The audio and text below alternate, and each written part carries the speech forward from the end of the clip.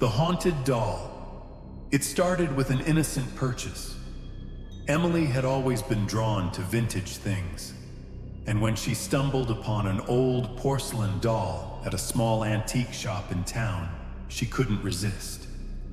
The doll had delicate hand-painted features, piercing blue eyes that seemed almost lifelike, and golden curls that framed its pale face.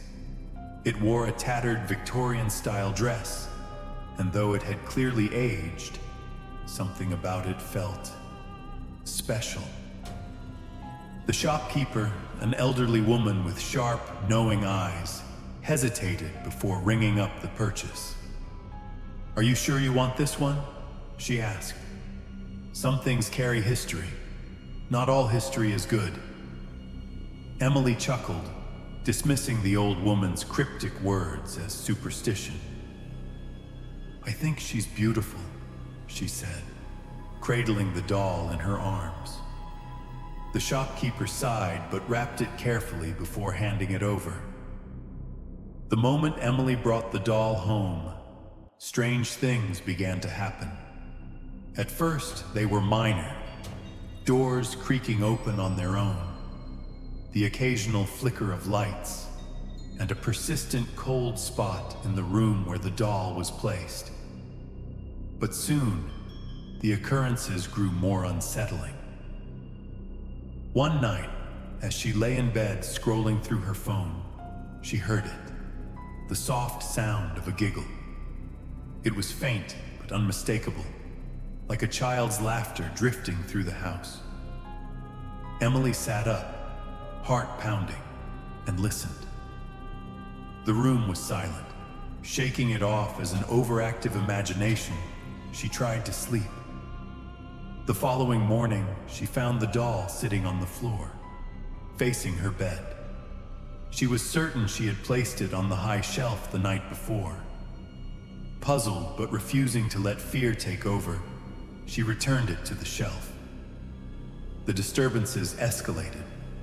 The laughter became more frequent. Soft whispers filled the night, and objects moved without explanation. One evening, while brushing her hair in front of the mirror, she saw it, just a flash in the reflection. The doll standing upright on her dresser, though she knew she had left it sitting. Emily's best friend Sarah visited a few days later. "You look exhausted," Sarah noted, concern written all over her face. "You okay?" Emily hesitated before explaining everything. Sarah, ever the skeptic, smirked. "It's just an old doll. Maybe you're sleepwalking, moving things around yourself without realizing it." To prove a point, Sarah picked up the doll, waving it playfully. "See? Nothing scary."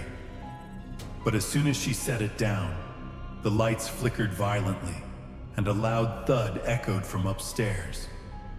Both women jumped, staring at each other with wide eyes. "Okay, that was weird," Sarah admitted.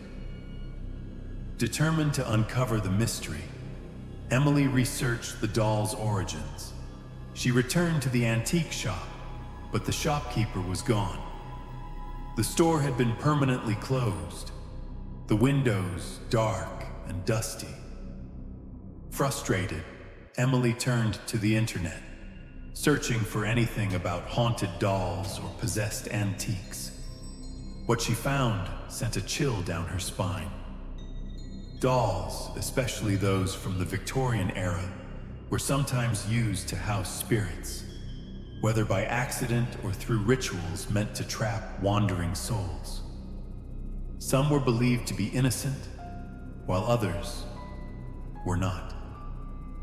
That night, Emily decided enough was enough. She locked the doll in a box and shoved it deep into her closet. But just as she crawled into bed, she heard a familiar sound, the soft, eerie giggle. The closet door creaked open on its own, the air growing impossibly cold. Her breath hitched. She reached for her phone, turning on the flashlight. The closet was empty. The box was nowhere to be seen. A cold dread settled in her stomach as she slowly turned around.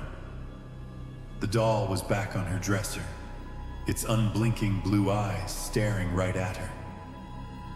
That was the moment Emily knew. She wasn't just dealing with a haunted doll. She was dealing with something that did not want to leave.